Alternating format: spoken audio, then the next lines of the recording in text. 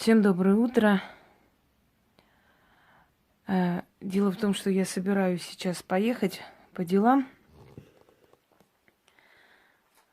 Мне еще нужно кое-что купить для работы. Но перед этим хочу подарить несколько шепотков. Я вчера разбирала свои старые тетради. Еще, не знаю, дореволюционные. И нашла свои старые шепотки, которые я делала давно. Денежные шепотки. Их немного, но они очень сильные, поэтому я хочу с вами поделиться. Вы знаете, бывает временами, что ты забываешь некоторые свои привычки, которые у тебя были раньше, а потом вдруг во время уборки или там перестановки вещей с удивлением обнаруживаешь для себя, что ты даже забыла о том, что ты этим всем пользовалась когда-то. То есть у тебя шок. Вот так вот бывает, когда нам кажется, что что-то самое-самое главное в нашей жизни, самое дорогое, самое незаменимое. И проходит время, и ты забываешь даже об этом на протяжении многих лет, да, и не вспоминаешь. Потом вдруг раз и ну как же так, я же этим все время пользовалась, или это было для меня просто смыслом жизни в тот момент. Я забыла. Поэтому я всегда говорю, чувства обманчивы, не доверяйте своим чувствам. Сегодня вам кажется, что что-то это вечно-навечно с вами, а завтра вы даже вспоминать об этом не будете. Вот в чем дело. Но это о чувствах. Мы сейчас перейдем к шепоткам. Вот эти шепотки мне много лет помогали выигрывать, скажем так, конкурсы, выигрывать олимпиады для своей школы, определенные денежные суммы, благодаря которым мы покупали там компьютерную технику, еще что-нибудь для школы. С детьми ездили мы по разным конкурсам. Они мне помогали, потому что они тоже тянули деньги, надбавку к моим, скажем, к моей ставке, да, которая была ставка учителя. Хочу сказать, что невзирая на молодые годы, мне всегда давали очень много уроков, очень много часов. Так уж получалось, что мне доверяли столько уроков и практически не помогали, не подсказывали. Я сама выплывала. Мне говорили, что в жизни самая лучшая закалка – это кинуть тебя головой в омут, а ты оттуда выплывешь сама. Итак, вот шепотки, которыми я пользовалась, и не очень хорошие, очень сильные, и абсолютно несложно их как бы... Ну, здесь и шепотки, и маленькие ритуалы, я бы сказала. Совершенно несложно воплотить их в жизнь. Утром, перед тем, как начать свой день, или перед выходом из дома, откройте окно и скажите 7 раз вот это. Утро доброе, солнце вечное, я позволяю себе быть богатой, пусть будет так. Аминь. Казалось бы, что здесь такого?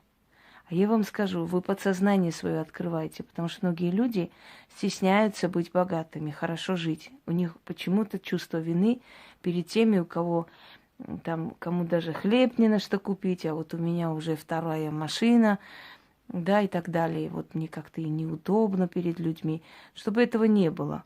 Не нужно стесняться быть богатым. Каждый живет так, как заслуживает. В основном. Единственное, кто не виноват в своей участи, это ребенок. Ребенок ничего не решает. А взрослый человек, он сам решает свою судьбу. Поэтому, если он хочет каждый день просто есть хлеб и чай, то он на это и будет стараться. Откройте свое подсознание, и не зря это связывается с солнцем. Солнце вечное, значит, ваше желание хорошо жить, и ваш достаток тоже будут вечными. Утро доброе, солнце вечное, я позволяю себе быть богатой. Пусть будет так. Аминь.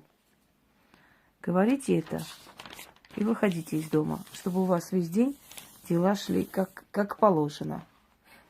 Следующее. Это в основном подходит для торговли. Для людей, которые что-то продают, что-то предлагают. Это я давала своей тетке.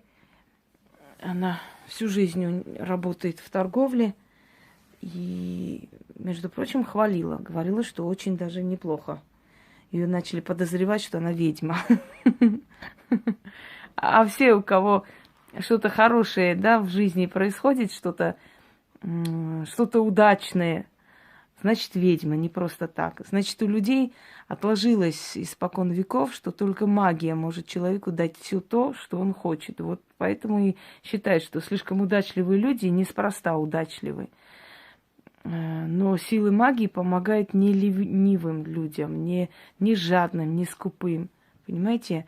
Сила магии помогает тем, кто сам хочет этого, кто для этого старается. Учтите это. Начнем. Вот вы становитесь, да, или у вас интернет-магазин, неважно. Если у вас интернет-магазин, если у вас продажи, связанные там, например, с работой дома, на дом, вы какой-то товар отправляете куда-то, то откройте окно, или вам нужно начитать на толпу людей. То есть вы должны видеть людей и читать. Или перепишите себе, например, сидите в кафе, глядя в окно, сколько людей идут, это читайте. Это действует только когда вы смотрите на толпу людей. Но если вы продаете, скажем, в магазине или на рынке, естественно, там люди ходят. Вам легче это читать. Читайте это периодически, несколько раз в день. О Бог денег, через тебя я заклинаю глаза людей и направляю их на мой товар. Я заклинаю ноги людей, придите сюда. Я заклинаю руки людей, хватайте, покупайте, а деньги свои мне отдайте. О Бог денег, пусть так и будет, истинно. Как мне пришел этот заговор?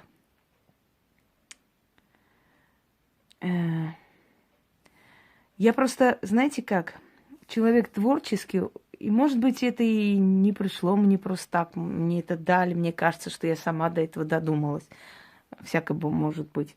Но дело в том, что я просто подумала, а что если повелевать толпе прийти и купить у тебя то, что ты хочешь им продать?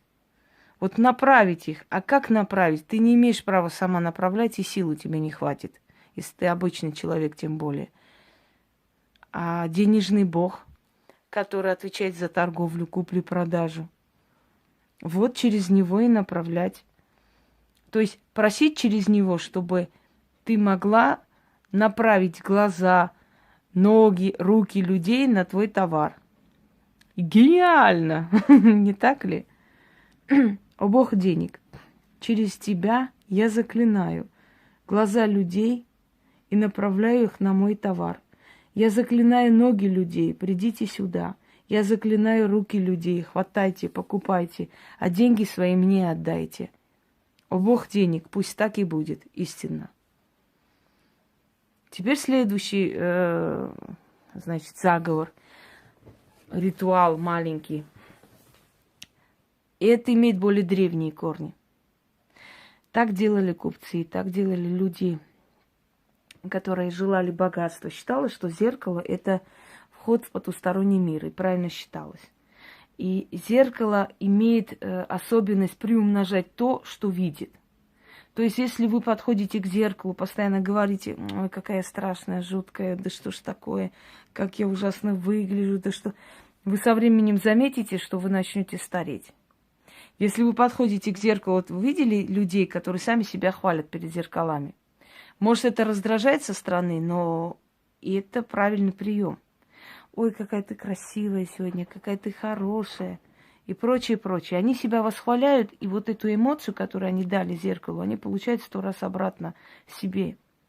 Так вот, если на ночь оставить монеты или деньги напротив зеркала, то вы заметите, что через некоторое время ваши деньги будут приумножаться. Я не зря советую, скажем так, в сундуках, где вы храните деньги, сверху, чтобы было зеркало. Зеркало, отражающее эти деньги, оно приумножает, делает больше ваше имущество. Это проверено, понимаете? И вот на основе этого древнего поверья я создала этот ритуал.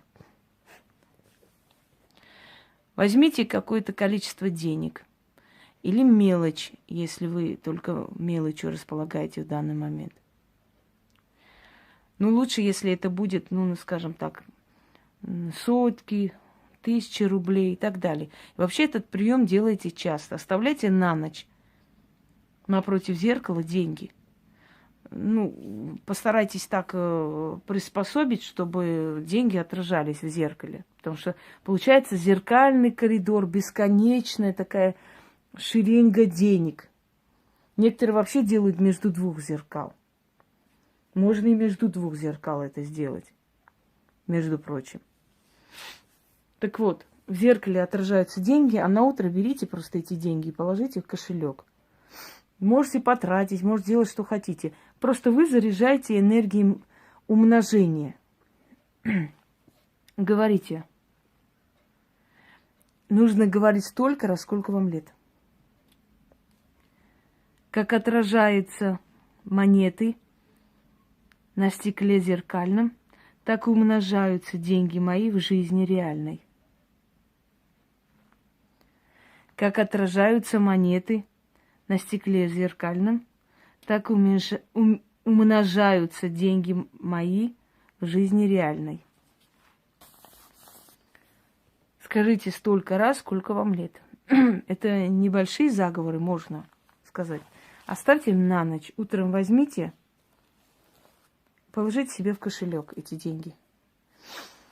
И все. И в течение дня, если вы занимаетесь торговлей, у вас пойдет торговля. Если у вас парикмахерская, маникюр, педикюр, то же самое. Вот эти все, скажем так, заговоры денежные, они подходят для умножения вашей клиентской базы. У меня иногда пишут, а вот есть у вас заговор для парикмахеров или для маникюрщиц? Но в конце концов, я ж не буду специально для парикмахеров ставить какой-нибудь заговор или для тех, кто маникюром занимается. Неужели до вас не доходит, что это то же самое? Вам нужны клиенты, чтобы они к вам шли. Вот делайте денежный заговор. Какая разница, вы маникюрша или вы танцовщица? Какая разница для вас? Вам нужна клиентская база. Вот и делайте. И они к вам придут. И невзирая на то, что именно вы предоставляете миру, да? Чем именно вы зарабатываете, они все равно к вам будут приходить. Всем удачи!